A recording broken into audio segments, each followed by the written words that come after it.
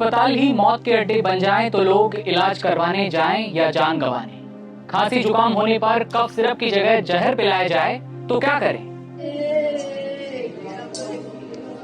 माँ बाप की आंखों के तारे, नन्हे नौनिहाल 19 मासूमों की दर्दनाक मौत का जिम्मेदार कौन? यही नहीं, मौत के मुंह से बाहर निकालने वाले अस्पताल में आग लगे और डॉक्टर स्टाफ सबसे पहले भाग खड़े हों, मरीज धुएं में घुट घुट कर मरे, कोई आईसीयू में फंसा रह जाए, कोई स्ट्रेचर से बाहर खींचे जाने से पहले दम तोड़ दे, जिंदा जले। इन सारी लापरवाहियों के लिए कौन सी सजा दी जाए? देश की छवि अंतर्राष्ट्रीय मंच पर चमक रही है। भारत दुनिया की चौथी सबसे बड़ी अर्थव्यवस्था है और वहीं पर देश के भविष्य को जहर पिलाया जा रहा है। जमीनी हकीकत यह है कि यहाँ एक माँ बाप अपने बच्चे को लेकर अस्पताल आता है और लौटता है उसकी लाश लेकर। कोई माँ एक गोली के भरोसे अपने लाल को लेकर सरकारी अस्पताल पहुंचती है और वहां से सिर्फ अफसोस मिलता है। बात हर उस कहानी की जो दिल को झकझोर रही है। केंद्र ने अपनी एडवाइजरी जारी की है, क्या मुआवजे से बच्चे लौट आएंगे? सबसे बड़ा सवाल, कफ सिरप की जांच कैसे पास हो गई? कैसे ये कफ सिरप मार्केट में पहुंची? कौन डॉक्टर ड्यूटी पर था जब अस्पताल में आग लगी? किसकी लापरवाही से एक पूरा आईसीयू मौत का कमरा बन गया? जी हाँ, आज बात करेंगे राजस्थान मध्य प्रदेश में जहरीली कफ सिरप से हुई बच्चों की मौत पर, जयपुर के सबसे बड़े अस्पताल की लापरवाही पर और जिम्मेदारों पर। नमस्ते, मैं हूं आपके साथ दिव्यांशु राठौर। नवभारत टाइम्स आप देख रहे हैं। जहरीली कफ सिरप पिलाने से 19 मासूमों की मौत हो गई। ये आपके और हमारे लिए महज एक आंकड़े या संख्या हो सकती है, लेकिन उन परिवारों में मातम पसर गया है। खाने का एक निवाला उन माओं के गलों से नहीं उतर पाया है जिन्होंने अपने बच्चों को खोया है। जिन घरों में बच्चों की खिलखिलाहट गूंजती थी, किलकारियां गूंजती थीं, वहां अब सिर्फ आंसू हैं, मातम है।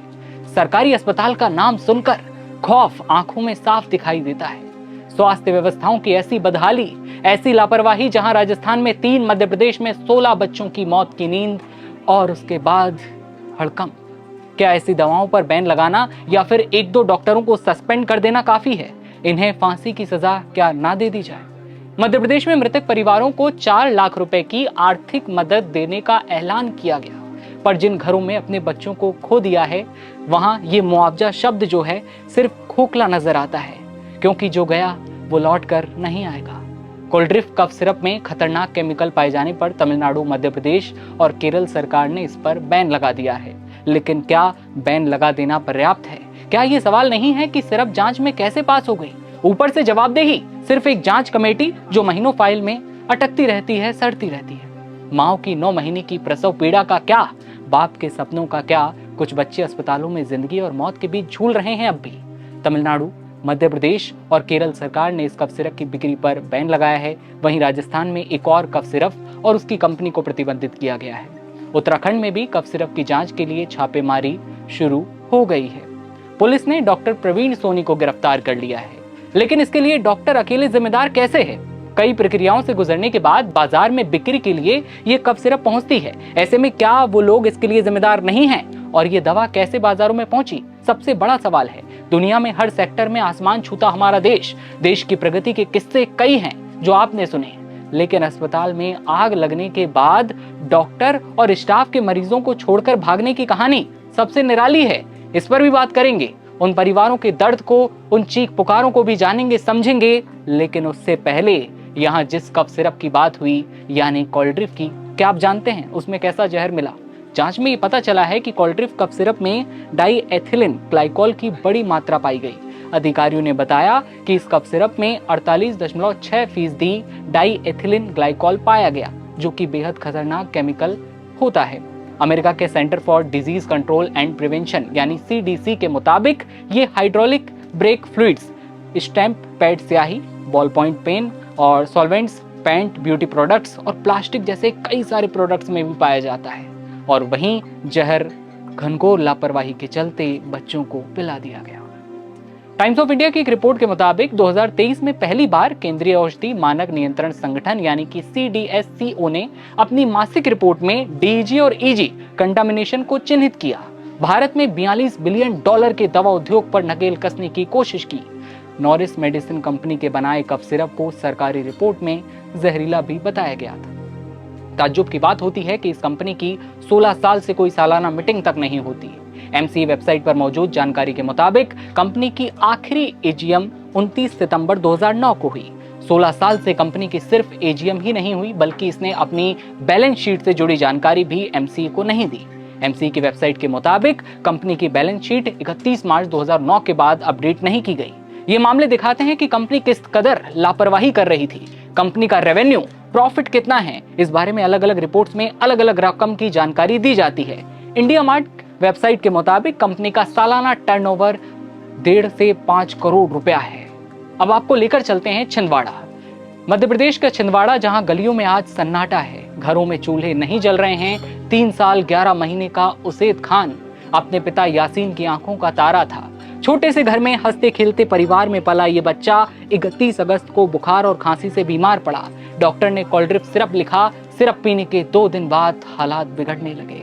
यासीन बताते हैं, पेशाब बंद हो गई, उल्टियां होने लगी, आंखें सूजने लगी। पहले छिंदवाड़ा लेकर जाया गया, फिर नागपुर। डॉक्टर बोले किडनी फेल हो रही है। इलाज को पैसे कम पड़े तो अपना ऑटो तक बेच दिया। वही ऑटो जिससे पूरा घर चलता था। 4 लाख रुपए खर्च हो गए, लेकिन उसेद नहीं बचा। सोचा था बेटा बच जाएगा तो फिर से ऑटो खरीद लूंगा। यासीन की आवाज भर आती है, अब ना बेटा बचा, ना काम बचा और ना ही उम्मीद। एक और कहानी, प्रकाश यदुवंशी परासिया में रहते हैं, लकवाग्रस्त हैं और बताते हैं बेटे दिव्यांश के इलाज में करीब 7 लाख रुपया खर्च हुआ। जमीन गिरवी रख दी, पत्नी के गहने बेचे, उधार लिया, ब्याज पर कर्ज लिया, सब कुछ दे दिया, पर बच्चा नहीं बचा। 15 दिन तक दिव्यांश की हालत गंभीर रही। एनडीटीवी की रिपोर्ट के मुताबिक बच्चा कुछ खा पी नहीं सका, शरीर सूज गया था, पेशाब बंद हो गई थी और डॉक्टर ने डायलिसिस शुरू किया। बेटी की मां अब भी हर बात याद करती है। उन आखिरी दिनों को याद कर बेटी की मां रो पड़ती है। पहले दिन 1.5 घंटे चला, 3 घंटे डायलिसिस चला, 4 घंटे तक चला और आखिर में डॉक्टर बोले अब हम कुछ नहीं कर सकते। दिव्यांश अब नहीं है, पर उसकी तस्वीर दीवार पर टंगी है। पिता कहते हैं हम हाईकोर्ट जाएंगे, सजा होनी चाहिए और हमारे बच्चे महज आंकड़े नहीं हैं। हमने आपको बस 2 कहानियां बताई, लेकिन ऐसी कई माता पिता हैं जिनका दर्द सुनकर अब आंखें भर आती हैं। कोल्ड्रिप कफ सिरप का नाम सामने आया तो इस दवा को बनाने वाली तमिलनाडु की फैक्ट्री पर कार्रवाई की बात सामने आई।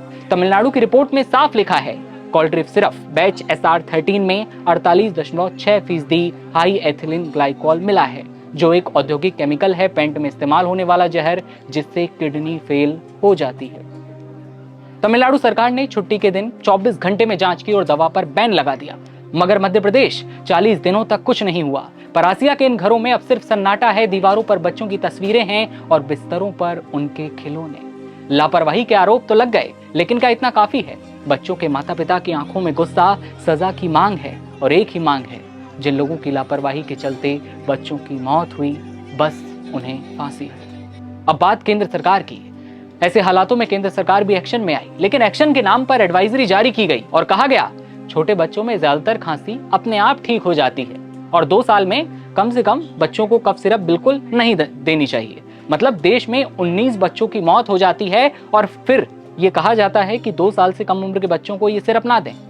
और अब ये बयान दिया गया। ऐसे बयानों की उम्मीद तो शायद उन माता पिता ने नहीं की होगी जिन्होंने अपने बच्चों को खोया। इस सवाल का जवाब नहीं है अब तक कि ये सिरप जांच में कैसे पास हो गई, कैसे लोगों के बीच पहुंच गई, और अगर सिरप में कोई दिक्कत नहीं है तो क्यों इसे राज्यों में बैन किया जा रहा है। ये वो सवाल हैं जो आज हर एक माता पिता के दिमाग में घूम रहे हैं। बार बार वही सवाल हैं कि आखिर कब न्याय मिलेगा, क्या उन लोगों को सजा दी जाएगी जिनकी वजह से ये दवाई मार्केट में पहुंची। एडवाइजरी में ये भी कहा गया है कि बड़े बच्चों में भी इसका इस्तेमाल सावधानी से करें। स्वास्थ्य व्यवस्थाओं की बदहाली यहीं नहीं रुकती। बीती रात जयपुर के सबसे बड़े अस्पताल में आग लगी, 8 लोगों की जलकर मौत हुई। जब जिम्मेदारों से वजह पूछी गई तो कहा गया हो सकता है शॉर्ट सर्किट हुआ हो। जहां पल पल जान की कीमत को नापा जाता है, वो आईसीयू मौत का कमरा बन गया। आरोप है कि धुआं दिखते ही सबसे पहले वहां मौजूद डॉक्टर और स्टाफ मरीजों को छोड़कर भाग निकले। इतनी घनघोर लापरवाही। हॉस्पिटल में लगी आग में किसी ने अपनी माँ, भाई, बहन को खो दिया। ऐसा लगता है जैसे मौत का तांडव लगातार जारी है और जिम्मेदार आंखें बंद करके बस देखे जा रहे हैं। जिन्होंने अपनों को खोया है उनका कहना है हमें पैसे नहीं चाहिए, हमें न्याय चाहिए। उस जहर को बेचने वालों को सजा चाहिए जिनकी वजह से हमारे नन्हे नौनिहाल मासूम 19 बच्चों की मौत हुई है। इस पूरी खबर पर आपकी क्या राय है कमेंट सेक्शन में बताइए, और देश दुनिया की हर खबर सबसे पहले देखते रहने के लिए आप बने रहिए नवभारत टाइम्स के साथ। नमस्कार।